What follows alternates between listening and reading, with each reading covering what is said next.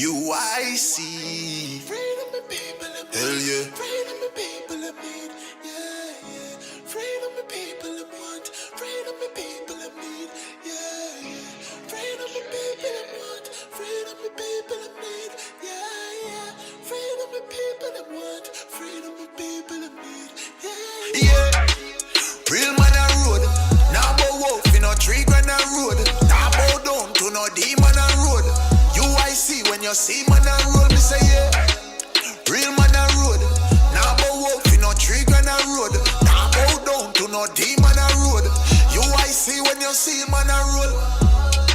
Ready for broke every chain. The when you free up the people, levitate. Jamaica member, you ever great. I feel burn up the fire upon every snake. Me give thanks in every way. God still a look down one.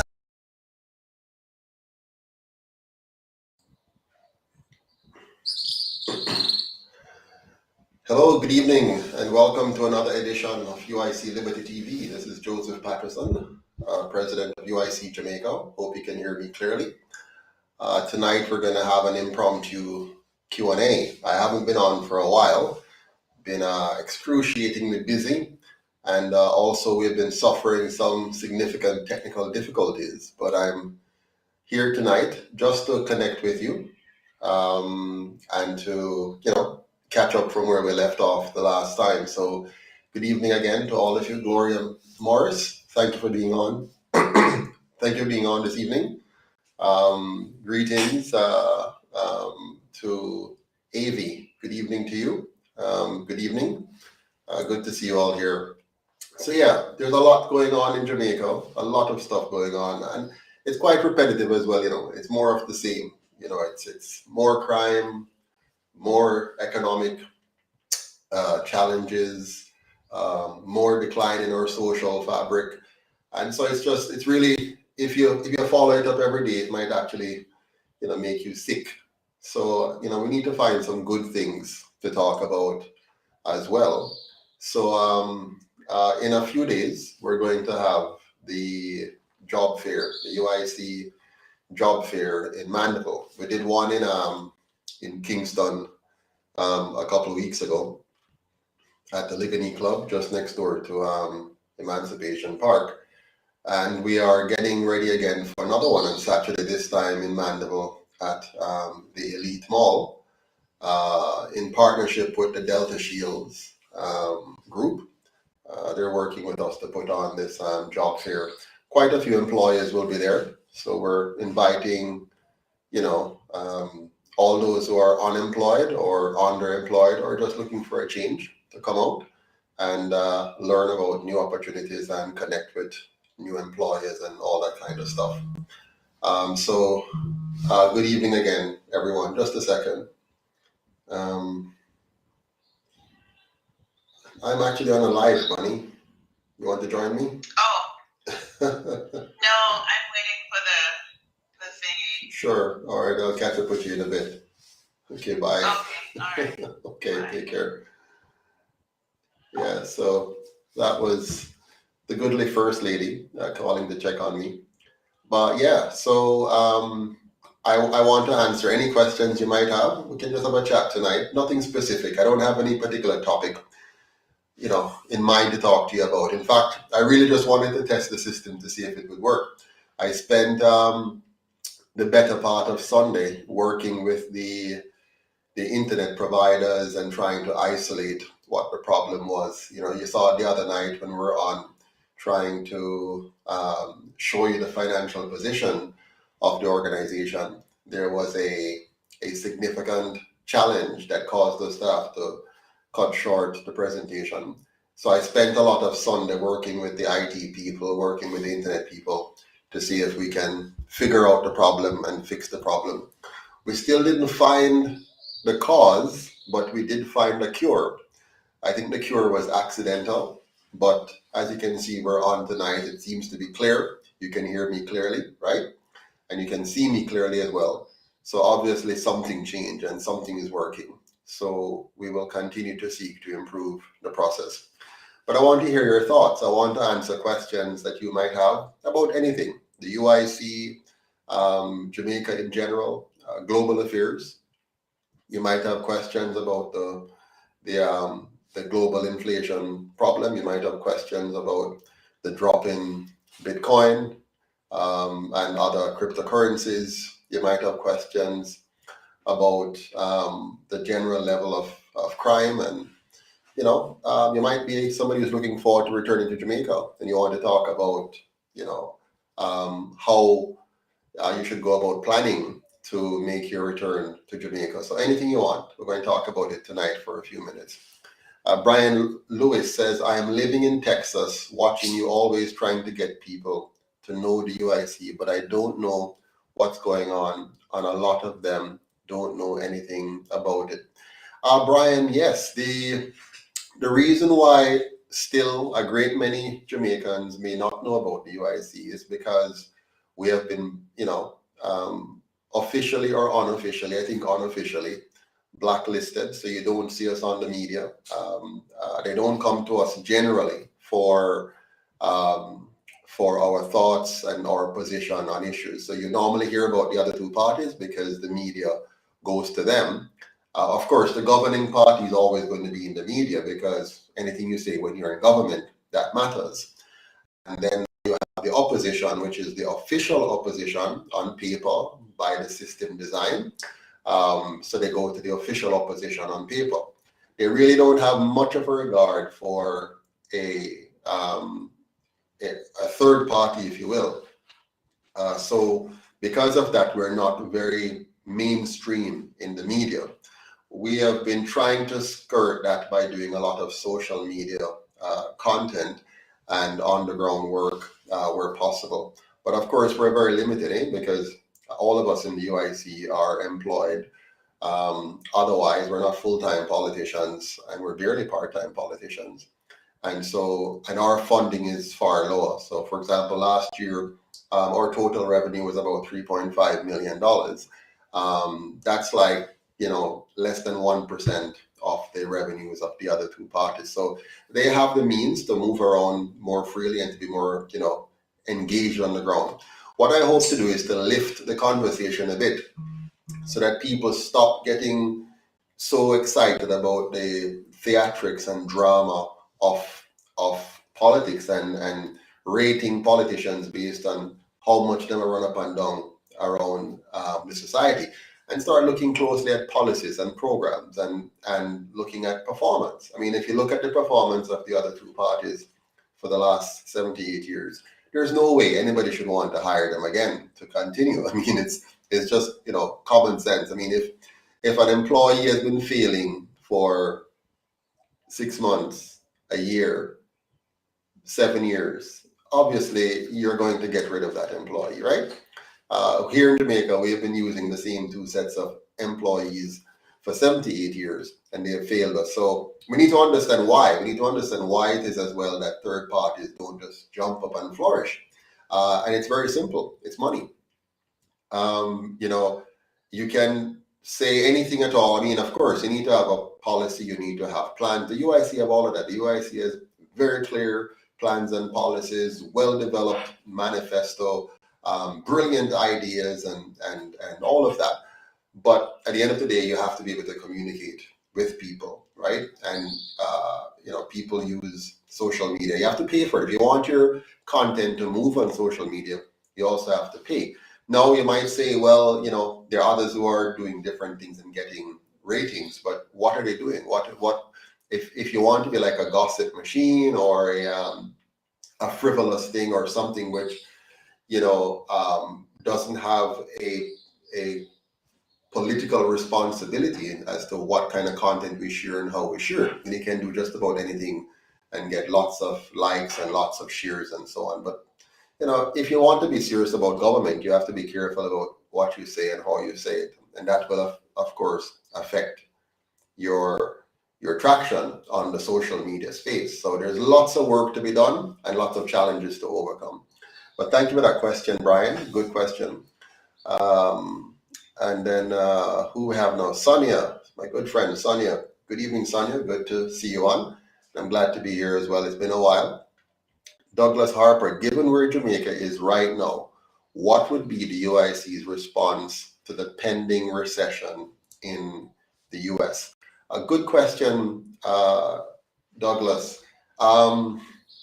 So if the UIC just took government today, so we just took it today, so we could not have done anything in the past, right, to prepare the country and to get the country in a better position to deal with pending recessions. If we took the government today, well, the first thing that we would have to do is to make sure that we remove the barriers to the small, micro, and medium enterprise from getting fully engaged in the economy. That's the first thing we have to do if we're going to respond to a recession, but not just a recession, right? This is needed for the economy even now and before. But that's something we'd have to do immediately, which is to really get rid of the barriers to entry, the regulations that are designed to oppress small businesses and to protect big business. We would have to quickly change the banking regulations so that it's a right for every Jamaican to have a bank account and to be able to fully access the technology of banking and to access capital in order to make investment decisions. We would also need to ensure that we provide a lot of capacity building support to our small business and micro business operations so that people can actually quickly grasp the tools that are needed to run a business effectively. There are many Jamaicans who are doing their very best. We're entrepreneurial by nature, but there are some key things we need to know if we're going to be successful in business. And one of them is really to be financially literate.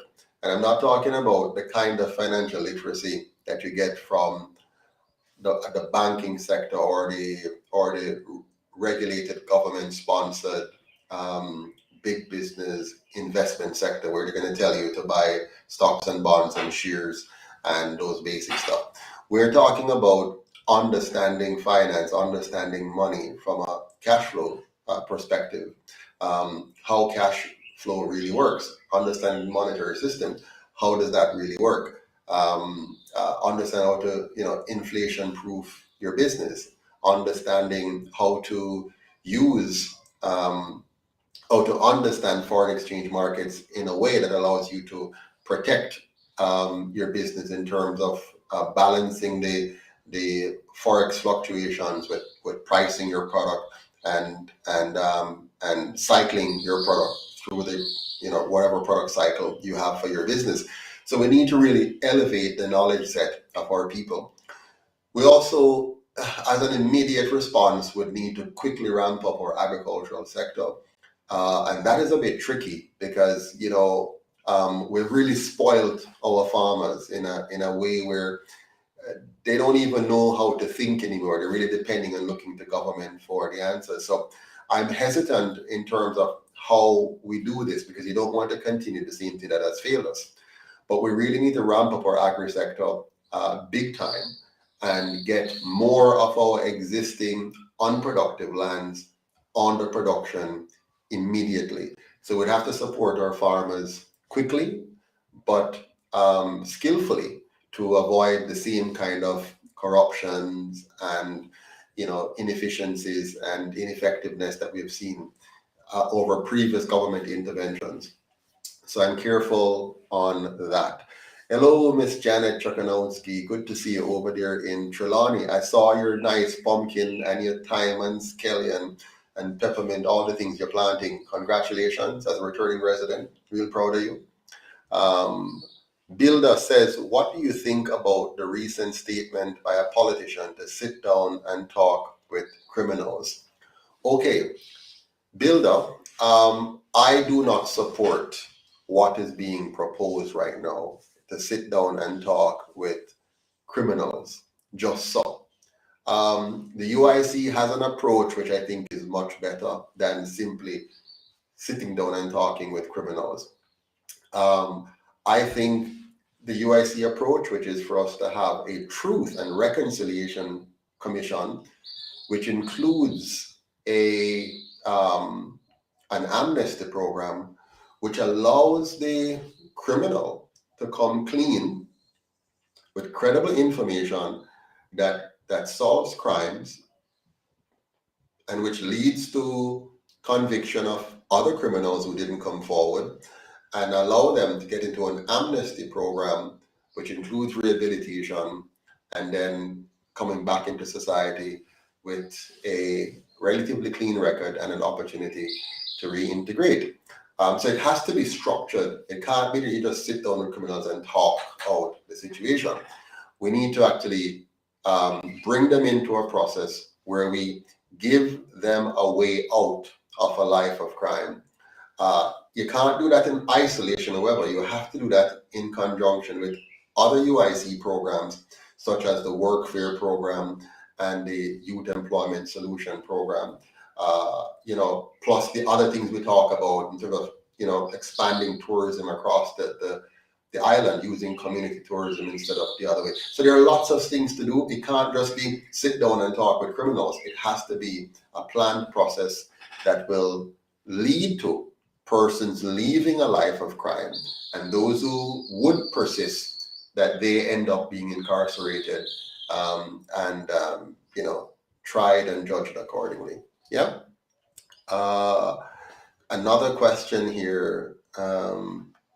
M&M says, hello, Mr. Patterson, haven't seen you for a while. That is so true. I mean, I've been missing in action on the forum, but doing a lot of work in the background and trying to get things sorted out on other, fronts for the movement and otherwise.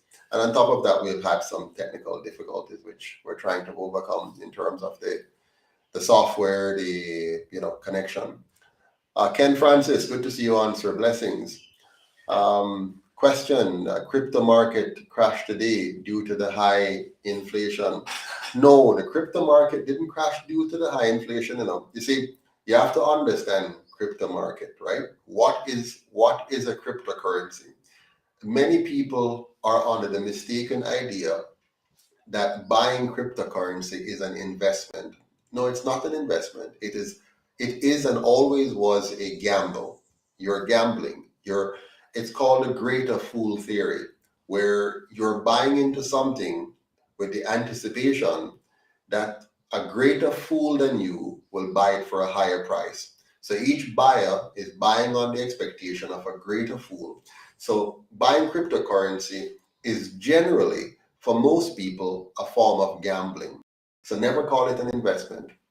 Oh, by the way, I see the issues coming back now, the technology issues. So soon you're going to see me drop off again, because I see the signal coming through that I'm going to have problems. But let's hope I'm wrong. Now, so you need to understand what a cryptocurrency is, right? And there are different kinds now. You have the government version of the CBDC, which is not a cryptocurrency. It is simply digitization of the same fiat or fake currency system. They've simply digitized it, which will make it cheaper to produce much more money, which will give the powers that be greater control over the quantity of money in the market and their ability to turn on and turn off access to your money and so on. So that's digital currency, centrally controlled by the government. That's a dangerous currency which they're coming with. Then you have now like a cryptocurrency like Bitcoin. Bitcoin is, for what we know, because there are things we know and things we don't know. So the story behind Bitcoin is that this is a algorithmic driven, decentralized platform currency, which allows you to use it to buy and sell, trade, without centralized government controlling the process. That's the idea behind it, right? And it is generally foolproof, and so on. Now, the way it should work is that it should have just been a means of you trading stuff, buying and selling things with this decentralized currency, which allows you to freely trade without government intervention. That's the idea. It hasn't really gone that way. It has evolved more as an asset class, similar to gold, but not gold. Gold is an actual physical commodity, but this is just digits, and you're trusting the algorithm behind it and the mathematics and all of that behind it, right? That it's really what it is, what it purports to be. And so now people, some organizations and people, rich and poor, and well, middle class, have put money into it, first as a safe haven, like to isolate yourself from the other fake fiat currencies. And then people start to see it as an investment vehicle because the value of it was going up, even though it can be quite, what do you call it now, up and down, right?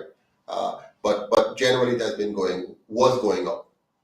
So people now saw in it an opportunity, and so they started to treat it like an investment. So they were buying it on the hope that they will have capital gains, meaning that the value will increase over time. Dangerous way to invest. You should never invest for capital gains. You should always invest for cash flow. And if there's capital gains on the side, you're happy with that. But that's another day, another discussion for that.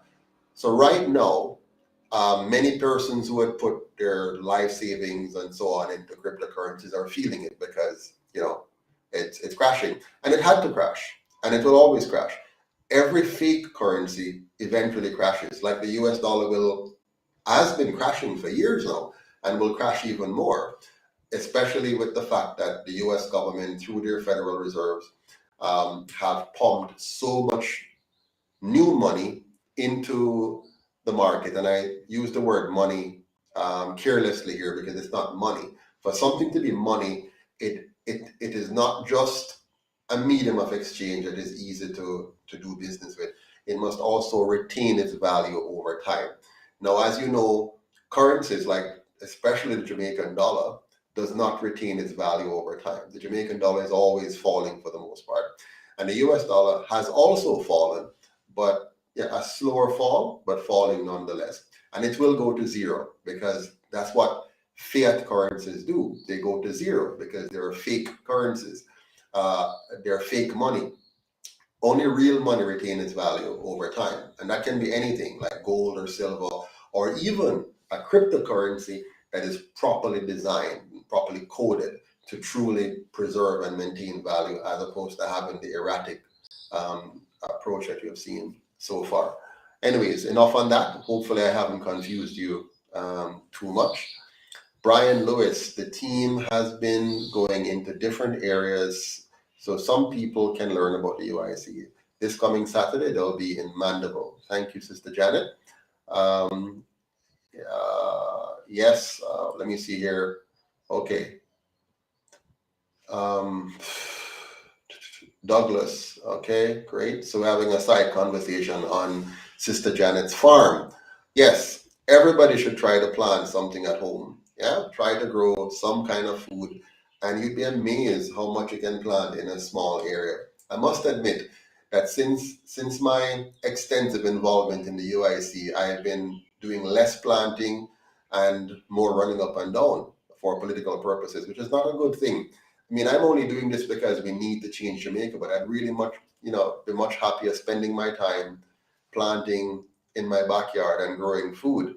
But given the serious nature of our politics and how badly it has been managed over the years, I am compelled to want to try to make a difference. But honestly, I would much rather be farming and taking care of my bees and growing some yam and banana and planting and callaloo and all the wonderful stuff, and my pumpkin. I used to have a lot of pumpkin in the back there and stuff like that. So I need to get back to that.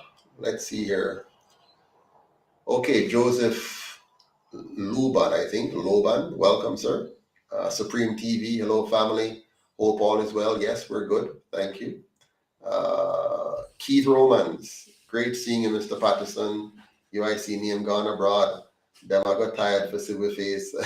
Thank you so much, Mr. Romans. A pleasure to be on. It's been a while. So yeah, man. So any other questions you have? Please let me know if you have any more questions on this cryptocurrency thing. I just gave a quick rough overview, but if it's something you're serious about, I can get a little bit more, in depth on that. Finance is my area, right? My strongest suit is finance, so I can speak to that at length all day.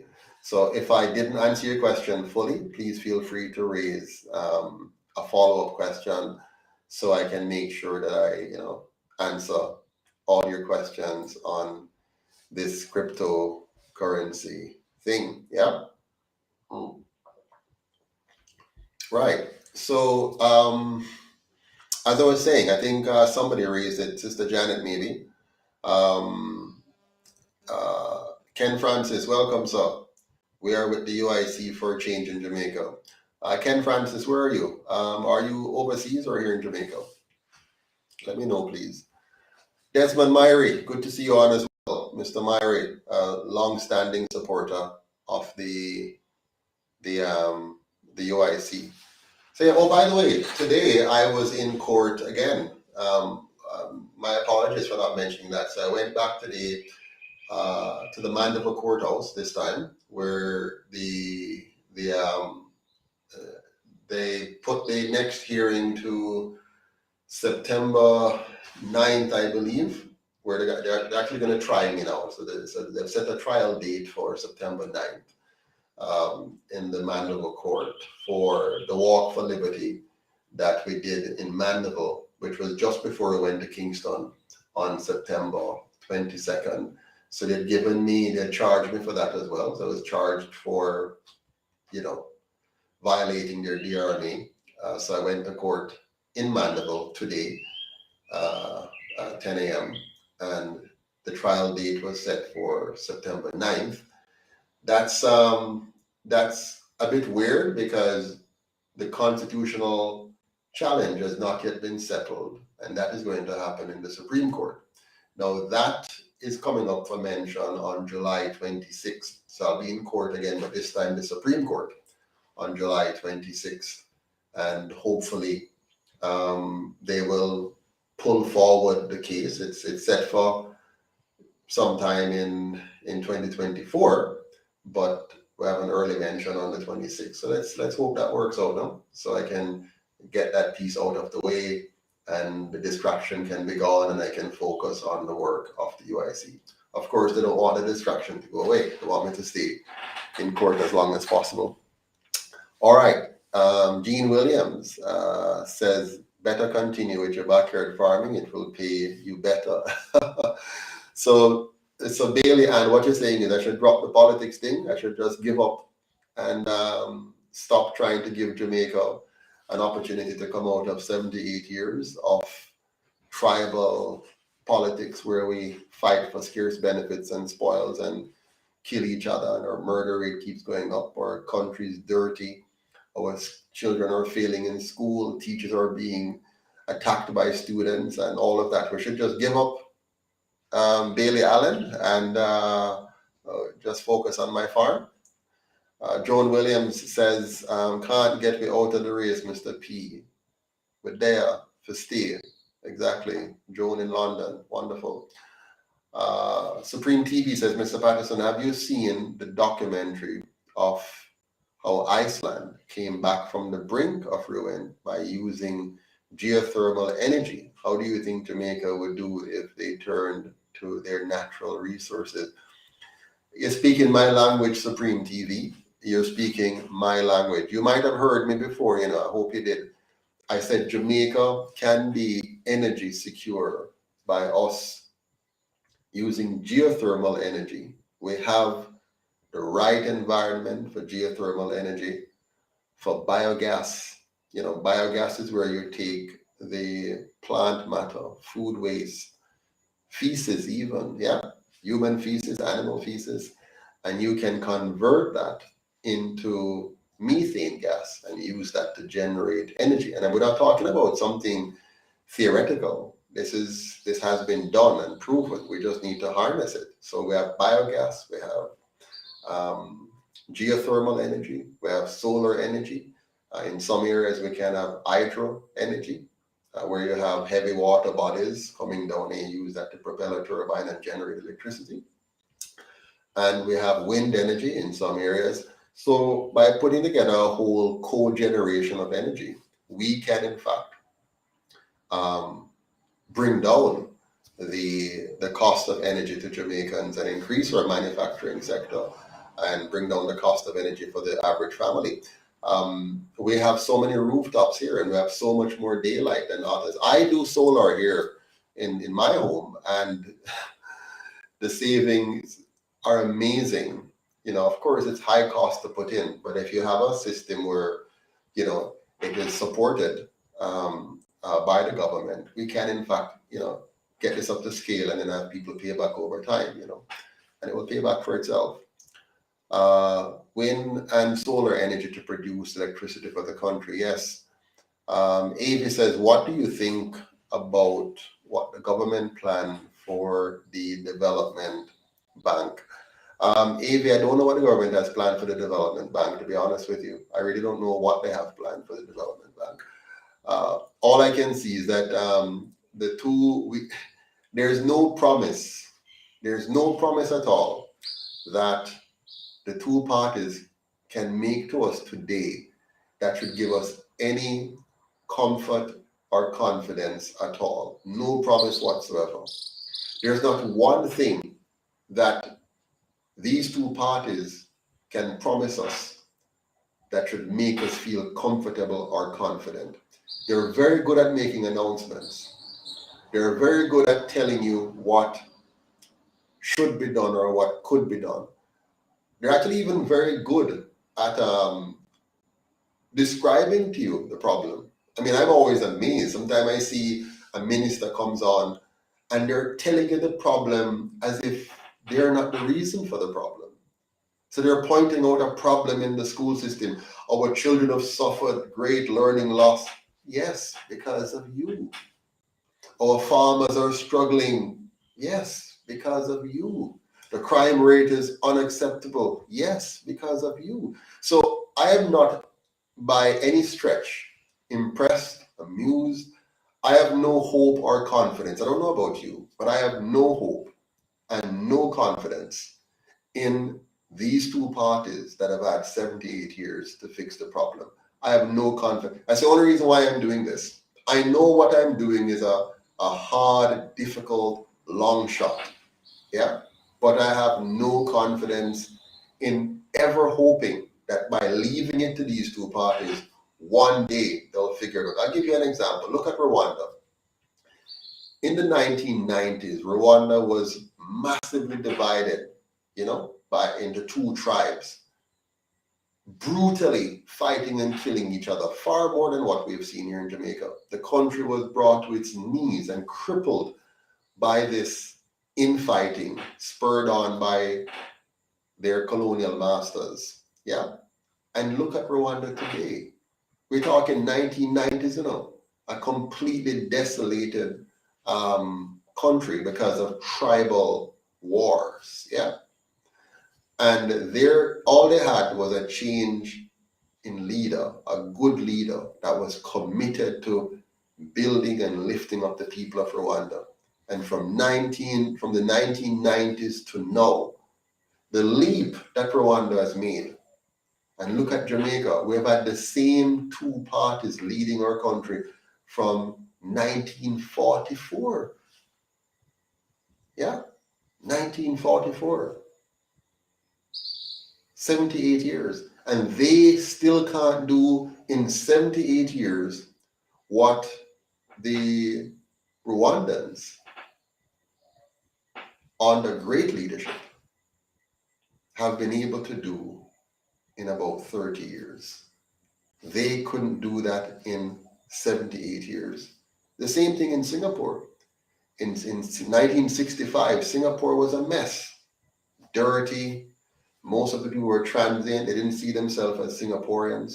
They had linguistical challenges, different language, they speak different language, racial differences because the different races were fighting against each other. Communist issues where the communists was aggressively trying to take over the country and they're fighting and stuff. Couldn't be worse. Jamaica was heaven compared to Singapore in 1965. And through great leadership, Lee Kuan Yew, through great leadership, in just 25 years, took this backward, dirty, horrible country and made it into a first-class country in just 25 years. And these guys have had our country for 78 years. I don't know about you, but I don't have no confidence in them, man. None at all. None whatsoever. So I'd rather take my chances trying to build a new political movement to unite the Jamaican people and say, let us come together and fix this country now. We must throw off the system of division. We cannot continue to harbor and encourage and facilitate this system of division that these two parties have carried out with the blessings of our former colonial masters, still colonial masters. We cannot continue with it. So I'm hoping that we will stop, look at what they're offering and start looking at what we need to do. Yeah. So I can't pronounce this name here, but the person says, I see the Jamaican government wants to write their own constitution for 2025. UIC taught them well. Well, no, we haven't taught them anything. All they're doing is simply trying to take away the UIC's talking points. They're trying to nullify the UIC by taking over the things that we have been saying and to say it. Now, would you want to trust the JLP and PNP to write a constitution for you? After what they've done with, they've had 78 years to fix this country. 78 years.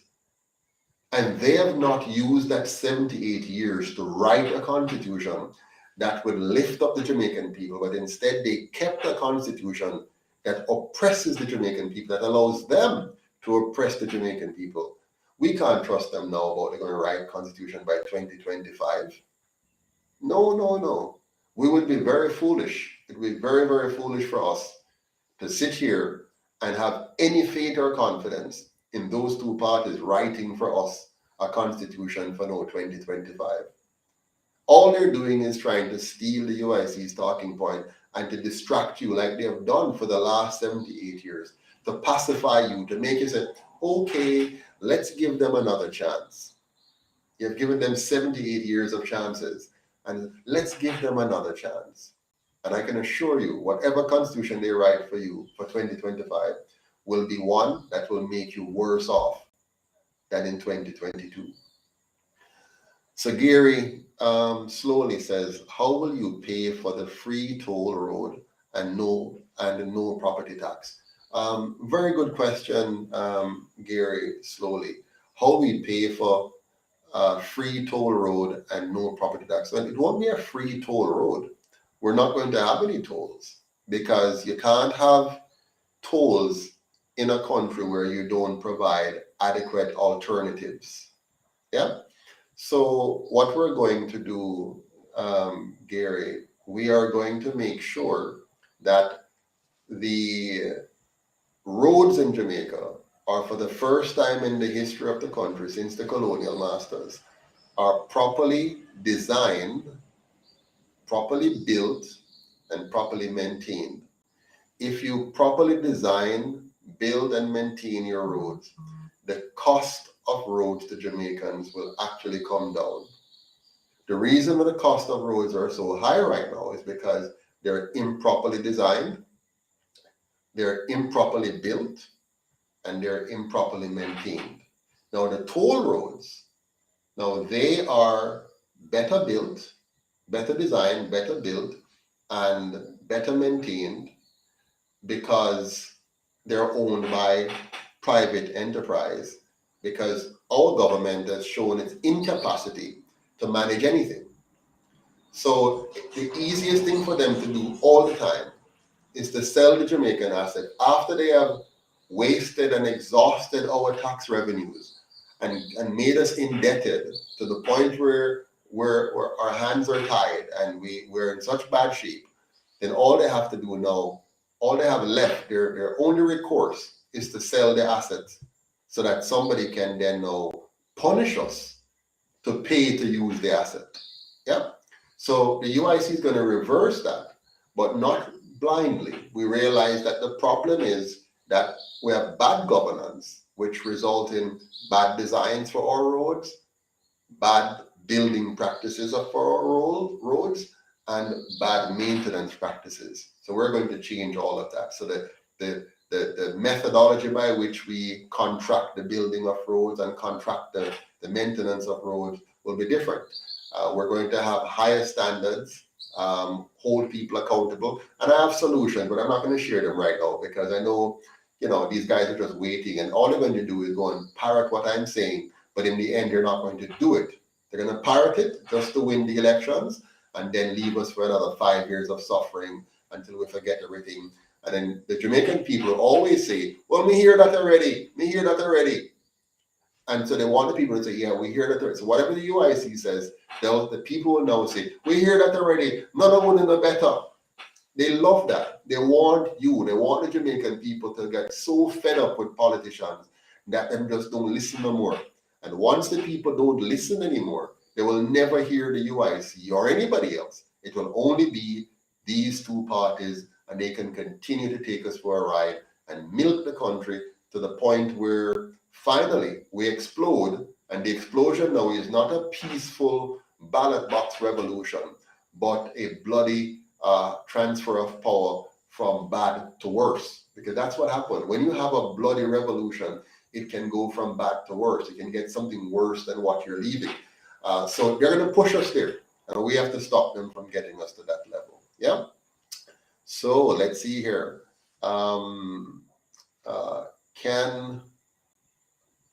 Can you discuss the event coming up in Mandeville this weekend?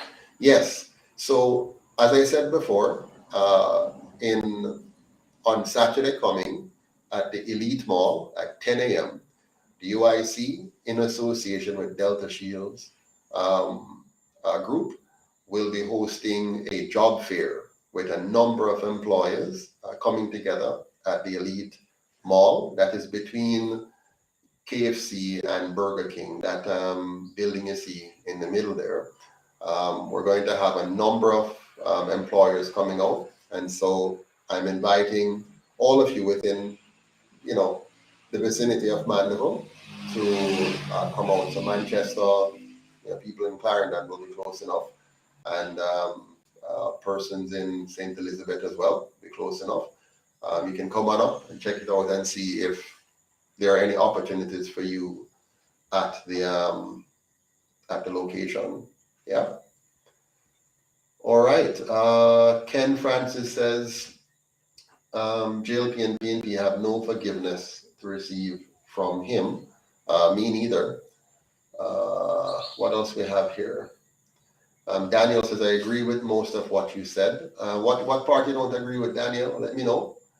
And Nuff says, I would rather take my chances with the UIC. Argument done. Exactly. And Daniel says, why do you say most? Same here. Yeah, you're correct. They have copied everything that the UIC has. So they're going fooling them. The goal right now is to fool everybody, right? The goal of the PNP and JLP right now is to fool the Jamaican people to vote for them again. The goal, the philosophy of the UIC is protecting your individual sovereignty. The philosophy of the other two parties is win at all costs. So their goal is to win at all costs. The other day, I noticed something. I was looking at something the other day. I noticed that all of the people who are vying for the leadership and who are leading the two colonial parties, they are lifetime politicians. Did you notice that?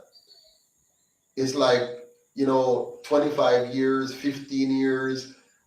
They've been at this thing for a while. Politics has been a key part of their lives for a while. So they are well in tune with the system that we need to get rid of. This is a system that they're there to protect. They are there to protect the system as it is, to keep it intact.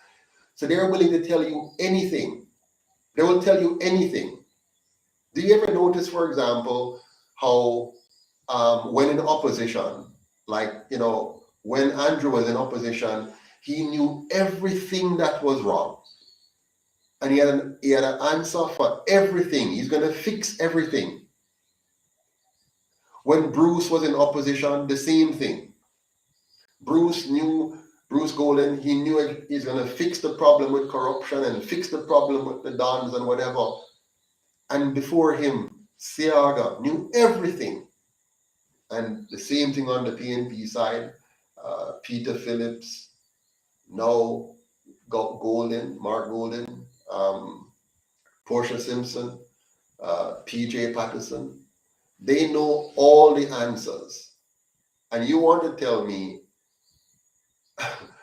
the other day I heard, just a night or two ago, I heard Peter Bunting talking about the crime rate in Jamaica and how if the PNP had the money that the current government had, they would have done a better job. They would fix the crime problem. Can you believe this man? I mean, he is one of the most devastating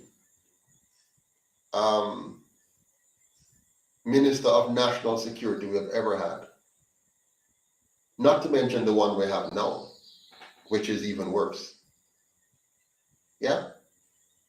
And now he wants to tell us, now that he's in opposition, he wants to tell you, give the PNP another chance and we will fix the crime problem. Just like how Andrew said, vote for me in 2016 and I will make sure you can sleep with your windows and doors open. We all now see clearly that either he was lying or he was tricking us. Either he was lying or he was tricking us. Or maybe he was just, maybe he's just incompetent. Maybe he actually doesn't know how to fix the problem. He thought he knew, but when he gets into office, he realizes how incompetent he is and he can't fix the problem. Or maybe the problem is that the two parties are so connected to the crime problem that if they really try to fix it, we would all fully see how complicit they are in the problem. And it would actually expose them and cause many of them to end up in jail. So they can't actually fix the problem because they are an integral part of the problem, you see. Think about it carefully. And I think that is the underlying element in the crime problem in Jamaica. You see, crime in Jamaica is really very complex and because the country, the very system of government that we have is built on crime. It's built on criminal activity. For you to get elected in Jamaica under the normal system, unless we the people decide to stand up in the way the UIC is asking us to, for you to get elected here normally, the system that they have created, you must engage in buying votes, which is illegal. Yeah? So the very system of government is based on you doing illegal, corrupt things. So every one of the politicians you see in the House, everyone, all 63 of them, all 228 councillor candidates, they all are involved in crime in order to win office. They must engage in crime to win office. That's the system that the PNP and GLP created. It's a criminal system. So how can you have criminals now overseeing or developing a crime plan to get rid of criminals? Yes, they'll get rid of some. They'll get rid of their competing criminals, but not crime in general. They will get rid of their competitors. So when the PNP is in power, they will seek to get rid of GLP criminals. And when the GLP is in power, they'll seek to get rid of PNP criminals. Or when any of them is in power and some of their criminals aren't behaving in the way that they want them to behave, they'll seek to get rid of them. And vice versa. The criminals will also seek to get rid of the political criminals. Yeah. So it's a very crime-ridden society. It's it's so deep into our culture. We now have a culture of crime. It's cultural now. It's in the DNA of the nation. Just like corruption. And corruption is a crime. And corruption is the root cause of the crime problem. Yeah, it's, for example, when politicians are given money, which they never should be, no politician should be given any money or any contracts or anything to given out. That should be done through a state agency, which is separate and apart from the elected politician. Yeah, but they don't do it that way. They mix up everything and make it all convoluted. But when you have a politician being able, over the years, and it has taken on different forms, but being able to give criminals contracts, known criminals contracts, when they're able to give persons who are known not to be qualified and competent to do something and give them a job and give them taxpayers' money, that's a crime. It's immoral, it's unethical, and it is bad governance, and it is corruption. So the entire system of government is criminal. The entire system of governance that we have in Jamaica is built on a paradigm of crime and corruption. And I could tell you more. So as long as we vote PNP or JLP, we will never get rid of the crime problem. Never. For us to address the crime problem, we must elect a new political leadership that will have the moral authority and have the competences and have the will to attack and solve the crime problem from the top down. Not the bottom-up approach you see being taken, right? The bottom-up approach is futile because all you're doing is just shaving off a little bit of the problem every now and again. But the big problem from the top down remains firmly entrenched, and that is going to carry forward the problem year after year after year. Yeah? All right. Let's see if I have any more questions or comments here. Can you explain to the people how the exchange rate affects the country and what you would do about it?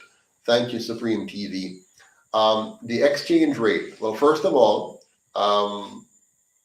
the exchange rate on a currency is simply a price. It's a price which is telling you how valuable or how not valuable that country's financial instrument or currency is based on the country's ability to produce and put out, right? So let's do this. Let's do a little theoretical game here so you can understand clearly. Let's say Jamaica exported $1 worth of product, and it takes that $1 that it earned, and it buys $1 worth of product. That's import.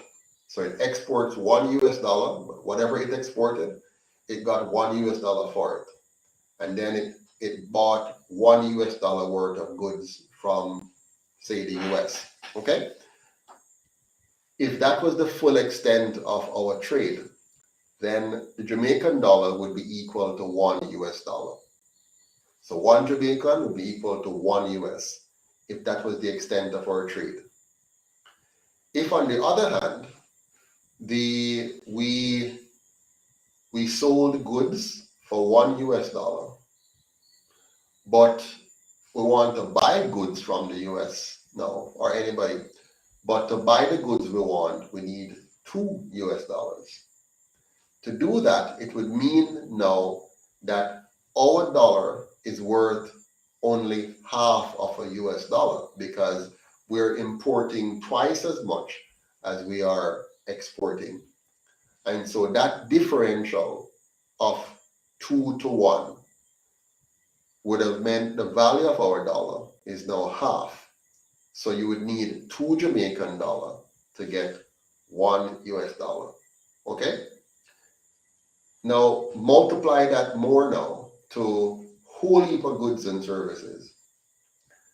The more we import relative to how much we export determines the value of our dollar. So if we continuously import far more than we export, then the value of our dollar will continuously go down. Now, what is it that causes import and exports to be mismatched?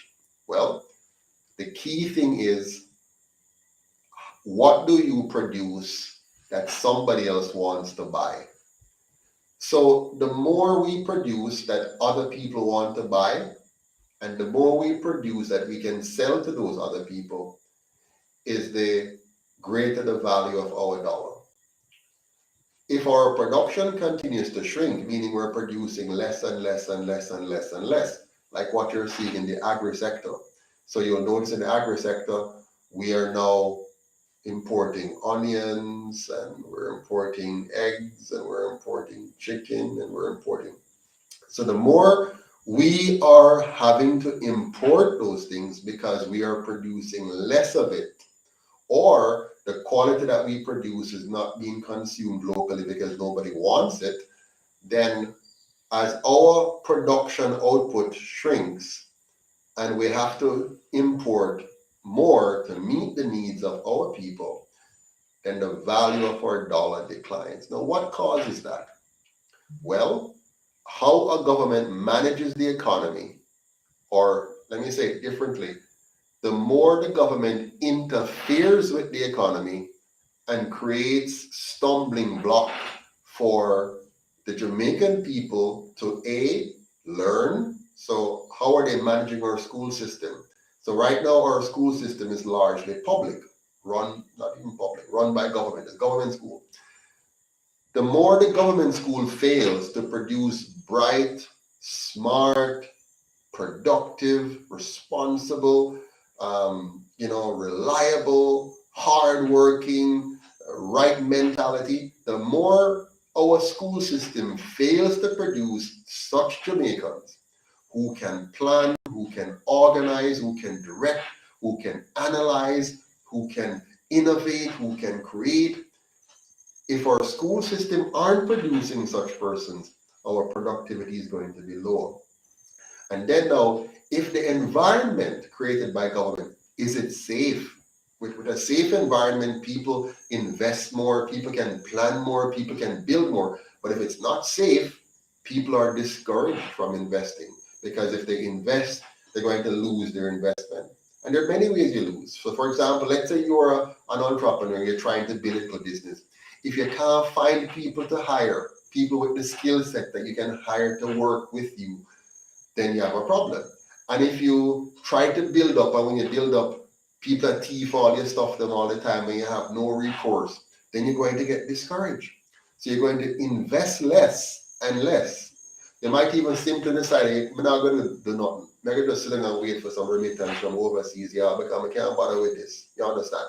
So you're waiting on remittances. You're not bothered to do nothing, because everything you try to do, mash up, it no work. Nothing now work. So you just give up. So that is the system. That is where, if government doesn't create a safe environment, a clean environment, an orderly environment that causes the general population to be efficient and effective and productive, then our productivity is going down. Yeah? And then if the government now impose on us a monopoly in the energy sector that causes energy to be too high for us, the energy cost is too high, so we can't produce at a competitive level to compete with foreign goods where the energy cost is lower. So for example, if our cost per kilowatt is, say, let's just pick a number, say 50 cents per kilowatt, but the country outside of us, their cost of energy is 25 cents per kilowatt. Obviously, in one component of their cost, say energy, their cost is 50% lower than our one. So them can produce something and send to us at a price that when we try to do it, because our energy cost is twice theirs, our price, even locally, is going to be too high. And because our price is too high, and their energy cost is low enough to make their price lower, they can come into our market and dominate it quickly because our producers can't produce at the same price point or less for good reasons. They can't find quality workers. The environment is unsafe, so they can't, produce and manufacture in a safe space. Um, Dealing with government is too inefficient. So when they got to go, it's too costly. Long hours in at the tax office, in long lines, long antiquated process to do this. Whole heap of taxes they have to pay. The tax process is too cumbersome. You have to file things with the company office. You have to file things with the tax office. You have to file NHT. You have to file NIS. You have to file education tax, and the system of doing it is so antiquated and fool and inefficient, and so it just takes a lot of energy. So a lot of your energy is wasted not on designing your product and marketing your product and distributing your product. A lot of your time is wasted on government, making your life tiresome and difficult, and therefore your cost is higher and higher, and you can't find local employees who have the right work ethics and who have the right technical skills. So you hire somebody, they can't count properly, they can't analyze properly, they can't plan properly, they can't take instructions properly. All these things add up to making us less competitive and therefore less productive and therefore more import oriented and therefore a lower dollar value and therefore lower wages and therefore more poverty and therefore a cycle of not producing what we need to produce to have a wealthy country. Long answer, but I hope it helped to, clarify some of our problems. I wonder why none of them up in jail and their criminal activities, says Daniel. Same so. Liddy says it's a political game they're playing. Absolutely, absolutely. Desmond Myrie, Jamaican will get the message. All well thinking Jamaican. UIC is our only hope. Yes. Mr. Info says, I have been hearing about Jamaica crime problems for over 35 years. I'm so sick and tired of it. There's only 3 million people on the island. Absolutely, Mr. Info. There is no need. Singapore has nearly 6 million people, and their crime rate is infinitesimally small with 6 million people. Of course, it's a smaller country. They're the size of St. Thomas, but still, they have managed quite well. Josh, I think it is. He says, Mr. Patterson, good to hear you. That window to your right, hope it is attack proof. Don't take your security for granted. Thank you very much, my friend, for your concern. Awake says, out of the PNP or JLP, which has done the most damage to Jamaica's development? Awake, both have done. It's very difficult for you to point out which has done the most damage. They have both done severe damage to Jamaica. You can go through and do tick for tat and say which one did what. Both of these parties are extremely corrupt and corrupting. They have both presided over a corrupt empire. Neither of them have ever led Jamaica to aggressively understand the system that is there, to really explain to Jamaicans, like we have done, how the system works and why it needs to go. Neither of them have ever come forward to Jamaican people and said, we must make a system change and move away from colonialism, and actually do that when they took office. So since none of them did that, since neither one of them took the opportunity to explain to you, like the UIC has been doing, and to put forward a clear and credible change in the system like we have done, then for all intents and purposes, they're equally culpable. They're jointly and severally liable for the severe damage that they have done to Jamaica over their 78 years in office. So we can go through now and pick out different failings, but I think it's worth our while to just understand that it's time to move on. We have given them more than enough opportunities. So for example, the JLP, they had two crucial moments to transform Jamaica. The JLP has won every major election in Jamaica, every monumental election they've won it. They won the first election in 1944, the first one. So they had the first opportunity to set the agenda, to frame the problem for the Jamaican people, and to lead us into a new era. And they failed in 1944. And then in 1962, again, they formed the government at so-called independence. And again, they had 10 years to fix the problem. So that's 10 in the first instance and 10 in the second. They had 20-year opportunity window to fix the problem. And the JLP government in both those phases failed the Jamaican people.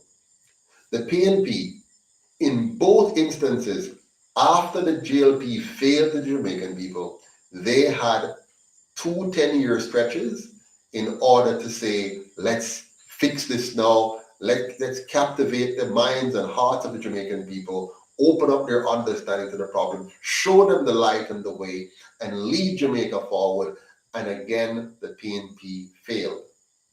The PNP also had a long stretch of 18.5 years to do tremendous changes, and they didn't. The JLP is the only government that had 100% of the seats in Parliament. All 60 seats at the time, 100% of the seats in Parliament. And they had the entire Senate. Okay? And they, with a complete 100% majority, failed to use that opportunity to transform Jamaica fundamentally when they had that opportunity. So let us erase from our minds, all of us. Let us, if we have a leaning to JLP, get rid of it. If we have a leaning to PNP, get rid of it. Just wipe it out of our mind. Don't have any special place in your heart for these two parties. Don't feel any special affinity to PNP or JLP. Have one central affinity now, and that is to the Jamaican people, to Jamaica land we love. Put aside all division. Let us reach across and join hands with our former JLP and our former PNP and our independent-minded Jamaicans, and let us all become independent thinkers. Let us unite as independent thinkers, not as parties, but as a Congress. And now focus on the issues. Focus on what do we need to do to move Jamaica forward. One, we need to make sure all of our children coming out of high school have an apprenticeship full-time paid. No more idleness. Two, we have to make sure that we get all of our children properly nourished, properly educated, properly housed, and with proper health care so that they can be the new human capital engine that will power Jamaica into this 21st century and beyond. Three, make sure we bring our teachers and police officers back to the professional standards that they need to be so that they're respected again in Jamaica, they have a decent living, and they don't have to have second and third jobs to survive. We have to make sure that our teachers, from their teaching salaries, can live a decent life, buy a decent house, buy a decent car if they want one, send their own children to school, universities comfortably. They must again become the top profession in the country. Our teachers, they must be on par with engineers and doctors, because if we don't have quality teachers, we will not have quality citizens. And the same thing goes for our police. We need to transform our police force into a police service with men and women of integrity, qualified and competent, well-trained and well-paid, so that they can be the envy of society. Our children must look on policemen and teachers and hold them in the highest of regards, because they're in a job that pays them well and a job where they're professionals, and a job where they are made to deliver for the people of Jamaica. We need to revamp and remodel our army so that our soldiers are not sitting idle, but are properly trained and equipped and deployed around the island, not to be a menace to the citizens, but to patrol and protect our borders, to stop the guns from coming in, to stop the illegal guns and ammunition from coming in. If we don't have illegal guns and ammunition on the street, we will cut the murders. Let's use our army properly. Let's train them properly. Let's have a proper Coast Guard. Let's have the army at our customs. Let's make Jamaica the organic food capital of the world by putting our lands on the production right across the country in massive, high-tech, organic farming facilities similar to the Netherlands, so that we can produce top quality, high volume, organic foods to supply not only we here in Jamaica, but the rest of the world. As small as we are, we can become a major producer of organic foods and make that our economic strategic advantage. And we can couple that by making all of Jamaica a tourist destination, all of Jamaica, every single parish, every single community, and move away from the model we have now, which concentrates the tourism dollars in the hands of a few, and particularly foreigners, and diffuse that throughout our country into our communities. So we have true community tourism and have those tourist dollars flowing right into the hands of Jamaicans, into the hands of our farmers, and building Jamaica as opposed to building foreigners who are owning and holding on to key resorts in Jamaica and keeping the tourists away from the mass of the Jamaican people. Let's create that safe environment, that clean environment, that beautiful environment that all Jamaicans can be a part of, can enjoy fully. And then, of course, we welcome people from abroad to come and taste and see how Jamaica nice. Let's treat Jamaicans with respect for a change. That's the problem, you know. Our leaders have never respected the people of Jamaica. And because they don't respect us, we don't have clean streets. We don't have good sidewalks. We don't have good street light. We don't have nice parks. We don't have nice markets. We don't have well-designed and developed community centers for our children and our families. We don't have well-maintained libraries. We don't have a digital library. We're behind on so many things because they have no respect for us. They only clean up the place when so-called royals are coming or president from other countries are coming and they want to clean up for them. No, clean up for the people of Jamaica. Impart to us a sense of cleanliness. We need to see a clean government to inspire the nation to be a clean people. We need to see an ethical and moral government so that the people can be ethical and moral. We need leaders who will lead us to a higher standard of living. Don't just fix up your house, Andrew, with your nice high wall and your nice lawn and everything pretty for you, but for the rest of Jamaica, it's ugly and dirty. No, flip it. Make sure the entire country is clean and pretty for all Jamaicans.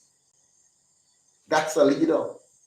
A leader understands that if he makes the environment around him or her good and lift up everybody, then he or she will be able to enjoy their own prosperity better. But anyways, let me take some more questions or comments. What else do we have here?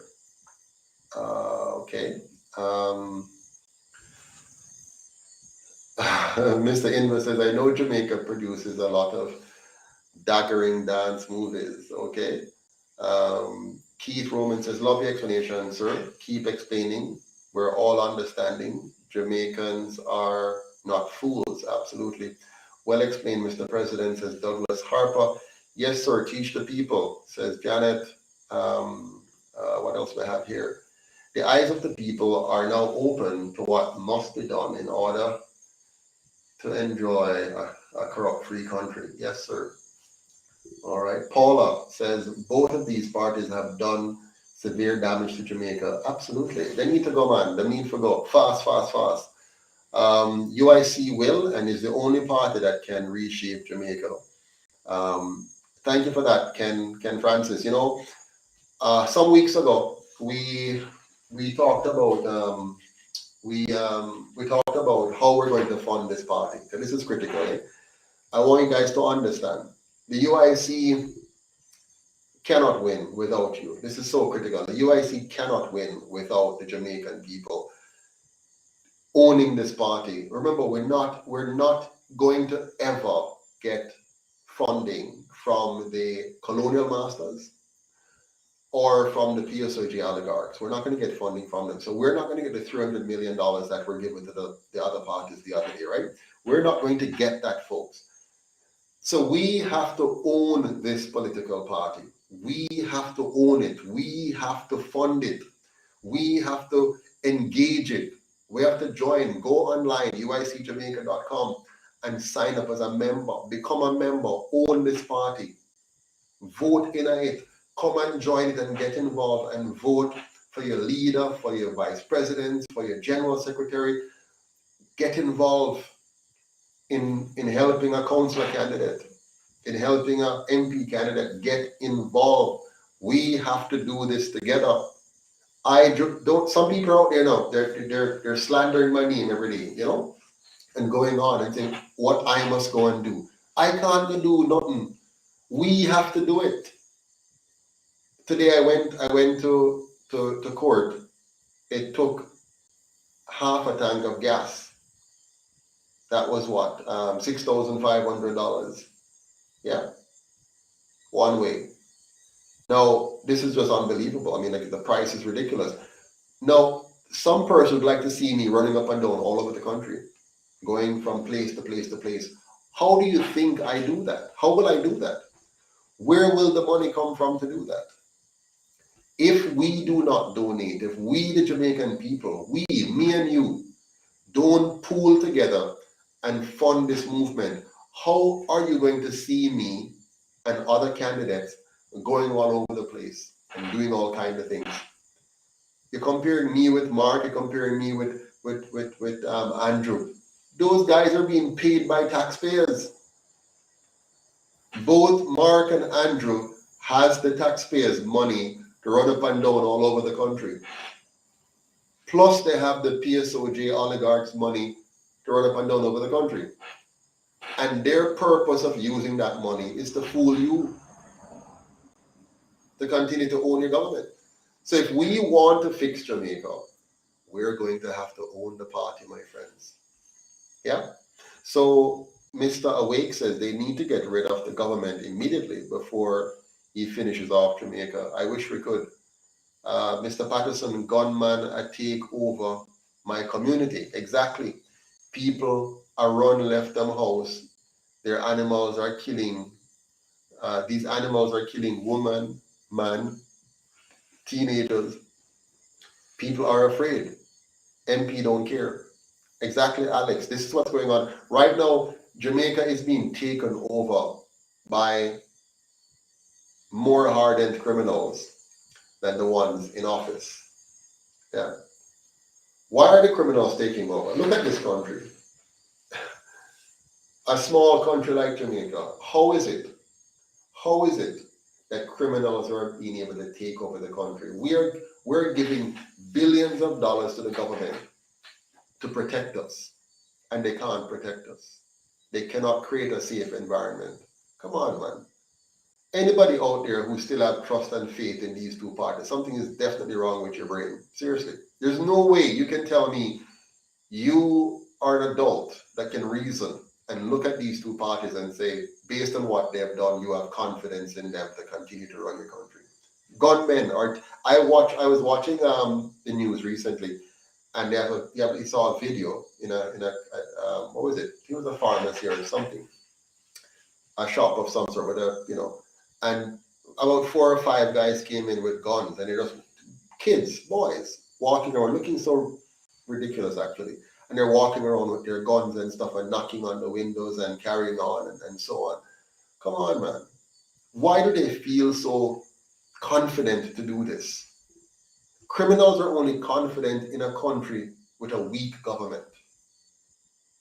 When the government is weak and inept and incompetent, criminals are confident because they know that it is more likely than not that they're going to escape being brought to justice. Ken Francis says there is none, meaning no love in his heart for any of them. One Jamaica, one people, one UIC, all the way. Hi Stella, good to see you on. Thank you so much for joining. Alex says, wow, which community is this? And Christopher Lawrence says, good evening to everyone, and a special big up to my Prime Minister. Keep up the good work. Thank you, Christopher. We have lots of work to do, my friend, and I need your help to do it. Desmond Myrie, like and share, like and share, like and share, family. So spread the word, please. We need to build up our subscriber base, on this thing. We need to get more people subscribed into UIC Liberty TV. We have quite a few thousands right now. We need more because this is the medium by which we get to the Jamaican people. Those who have credit, by the way, that can actually watch the program. There are many people who can't watch because they can't afford the credit. But if we break up the videos like Misha does and send out pieces and so on, they can watch pieces by WhatsApp. So let's keep doing that. You see, that's what I'm saying. Those darn gunmen and politicians are destroying this beautiful island. That's Mr. Info responding to something that somebody said. Mr. Patterson, after all these years, Mandeville Tax Office is still being cleaned with red liquid polish. Here you go. It never ends. Supreme TV says, Mr. Patterson, have you seen any of Mr. Adams' recent interview on the Jamaica crime problem? No, I haven't, but I've watched other interviews with him. I don't know about recent ones. And so on. What is he saying? Probably the same thing I'm saying, maybe. Mr. Roman says, cleanliness is next to godliness. I love it. One love Jamaica, out of many, one people. Yeah, man, I tell you something. Just making Jamaica clean alone will do a big deal, will make a big difference in our country. Believe you might not believe me, you might not even think it's so important. But if we just cleaned up the country alone, just make sure the country is clean and well presented. You know what I mean? I'm talking about, okay, I love going to a place called British Columbia in Canada. When I go to British Columbia and I come off the plane and just start to drive towards where I'm going, my gosh, the road is just nice, clean road, nice, clean sidewalk. The bush looks nice, the way they cut the edges of the bush and the grass, and then you turn and you see flowers, and depending on the time of year, they hang the flowers on the light post as well, and everything just neat and clean. Just neat and clean. If we just make Jamaica neat and clean, cared for, planned. I hate to go to places and just see it's unplanned. It's just Lego stuff. It's just Lego. Dirt, bottles, bags, boxes. I mean, up here, driving out from where I live along Brace River to go on the main road to Santa Cruz. As you're driving along, you just see garbage pile up, garbage pile up, garbage pile up. Then you come to a big spot, about 25 feet wide and about maybe 5 to 10 feet deep. Just piles and piles of garbage. You know why it's there? The people fed up. No garbage truck coming to pick up their garbage. So they just take it and drive and just dash it over there. Yeah. And I'm not condoning what they've done. We're just talking about the impact of bad governance. Yeah? Why is it government can't manage garbage collection? A simple matter like garbage collection. If they can't manage garbage collection, they definitely can't manage crime. They can't manage basic road maintenance and repair. It has to be this complicated matter. They can't manage cleaning drains. It has to be complicated. Why is it other countries can manage it? Why is it that Singapore can manage cleaning the drains? Why is it they can manage to have the entire place look like a tourist destination? Why? Why we in Jamaica cannot manage Jamaica for the entire island to look like a tourist destination? Why? Why is it Singapore can do it? Why is it Canada can do it? Why is Rwanda able to do what they've done in a short period of time? We have no shortage of money here. Jamaica has no money problem. All we have is a government problem. The government is just unable, unwilling, unprepared to do what it takes to make Jamaica a pleasant country in which to live. Everything is cumbersome. They make your life difficult at every turn. Nothing to work properly in the country. Nothing. The internet no work properly.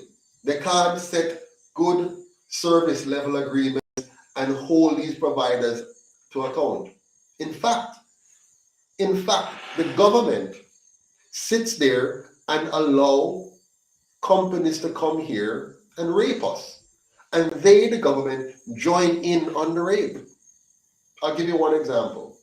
When you buy your phone credit, you pay tax. And when you make a phone call, you pay tax again. Why are you paying tax 2 times on the same money? Why should you pay tax for the credit and then pay tax again when you make a call? That's theft. So the government itself is involved in scamming and extortion and theft. And that's why we have so much crime problem in this country. Because the government are thief. So the people have to be thief too. Anyways,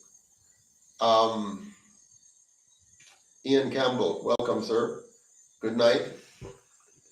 Ian says, good night, the real big boss. So true. Teacher Kane. Teacher can't even afford house. Absolutely. Absolutely.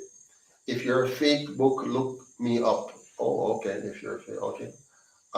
You need to try and answer our calls, sir. Some of us want to help, but when we call the WhatsApp number, we get no answer. Bruce Davis, which number are you calling? If you WhatsApp the number, send a WhatsApp message to the number, and I'm sure your call will be returned. We have 2 lovely ladies on the phone normally, so you should hear from somebody. But let me apologize on their behalf for not answering your call, sir. I know they get a lot of calls, but please try again here. Sorry about that. Wayne Graham says, you could not have said it any better, Mr. Patterson. Reality speaking at its best. I hope we Jamaicans are listening. Yes, sir, Mr. Wayne Graham. Christopher Lawrence says, all this is cost by these politicians. UIC for my money. Yeah, man, we need to do better. We need to do better. And I am begging you, I am imploring all of you listening to this. We need 1,000 persons minimum, giving the equivalent of $25 a month. So we have the money to go full force on the campaign trail. 1,000 persons, that's all we need. Of course, 2,000 is good, 3,000 is great, but 1,000 persons giving $25 per month. Just 1,000, $25 a month US. Please, we need that. We cannot do this without you. The UIC doesn't have any money. There's no big sponsor, no big donor out there who's giving a whole heap of money and we just sit on for money. So no. So when you see any one of us get up and go out there, we don't have the money like Mark Golden and Andrew. They're flushed with cash, tons of money. You're gonna buy votes left, right, and center. But the Jamaican people are fed up, So if we can go out there, if we can hit the ground, if we can go out there and touch the flesh and go street and lane and community by community and help to fund our candidates to go door to door, believe me, we can do this. But we can't do it otherwise. The little $3 million we made last year can't cut it. Since we have been at this from 2012, it's January 3rd, January 3rd, 2012, when I first created the first Facebook group called UIC Jamaica, not the group, the page, UIC Jamaica. I saw it the other day, I went back and checked. It's January 3rd, 2012, that name went up and that page was created, UIC Jamaica. And from then until now, about the total amount of money we raise would be somewhere in the region of between $7, $8, $9, $10 million, somewhere there. And the amount of money that I've spent or incurred in cost for myself over that period of time, probably about $15 million. Yeah. The amount of time that I've spent on this is amazing. It's unbelievable. But I can't do much more. I need you. We need you. You have to be a key part of the equation. Everybody. If it's only $5 you can give, or $10 or $20, or you must do it. We cannot, I know some people they sit there and they wish, boy, I wish the UIC would win this. And they hope, boy, I hope the UIC would win this. And I know some of you are even praying that the UIC would win.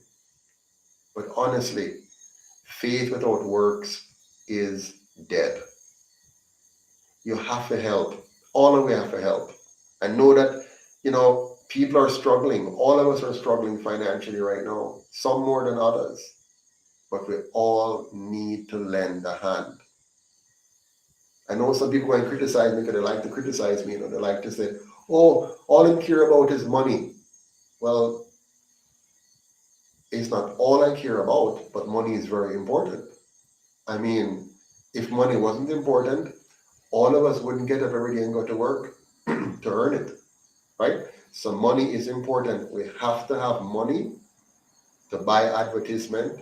We have to have money to buy shirts. We have to have money to do posters and flyers. We have to have money for internet and for all kinds of stuff that we do. So we all have to join in. Yeah. So let's see what else we have here on the chat section. Jamaica, let's fund our movement. Correct, Mr. Romans. It is our movement. And by the way, you would have heard things out there about, Mr. Patterson needs to go and all kind of stuff like that. Listen, all a person has to do is join the movement, pay their dues, come and prove to the members that you're willing to do the work, demonstrate your competencies, and put your name on the ballot and say, vote for me for president of the UIC instead of Mr. Patterson. That's the way it works. You don't need to slander, you don't need to do all kind of negative things. Just pay your dues in cash and in kind. Come in and demonstrate so you can do the thing, show your competences, and if the people, the members of the UIC, think that you are best able to lead this movement, then they will elect you. You don't need to tear down or do anything undermining. Just put your money and your work where your mouth is, and then you will get elected as president of this great movement. Okay? I will not be president forever. I am president because I have done what it takes to be president. So I'm the president of the UIC because I have done the work that is necessary to be president. And so the members have elected me, not because I'm the founder of the UIC, but because I have done the work that makes me, in their eyes, worthy to be president. And if I fail to do the work, or if somebody comes in and is doing a better job than me in getting the work done, then the members will be free to elect such a person as president. And that will be good for the movement. It's good for the movement if we continue to look for and employ the best person and persons to lead our movement. So the UIC is made up of 7 core executive members, the president and 3 vice presidents. 1 vice president for the Cornwall County, 1 vice president for Middlesex, and 1 vice president for Surrey. And just in case you don't remember, Cornwall County consists of Hanover, St. James, Trelawney, Westmoreland, and St. Elizabeth. Middlesex County is consisting of Clarendon, Manchester, St. Anne, St. Mary, and St. Catherine's. And Surrey consists of Kingston, St. Andrew, St. Thomas, and Portland. Okay? And so we have 3 vice presidents, 1 for each of those counties. And then we have 3 other members of the National Executive Council, which consists of the chairman, Mr. Winston Wright, who is responsible for chairing our Executive Council impartially. And then we have a general secretary who's responsible for communications and operations, Mr. Chase Neal. And then we have our young and very effective treasurer, Miss Naika Williams, who's responsible for all the money and also for the administrative tasks of the organization under the leadership of Mrs. Patterson, my wife. And we have, on top of those 7 core executive members, we have some directors without portfolio. We have a long-standing director, Janet Chakanowski, who is responsible, well, she's one of the general directors. And we have Dr. Harvey, who is also there. And we have, he's one of our directors without portfolio. We have Mrs. Patterson, who is also a director without portfolio. And we have Mr. Douglas, Marlon Douglas, who's our director for recruitment as well. So, you know, we have some great people running the organization, and I'm so proud to be working with each and every one of these individuals. So I'm going to have to leave you now. It's been a long night. I want to thank you all so very much for your patience, for your contributions. I'm getting the cue now that I've gone way over my time, 7 minutes over. So until next time, one Jamaica, stronger together. Take care. All the best.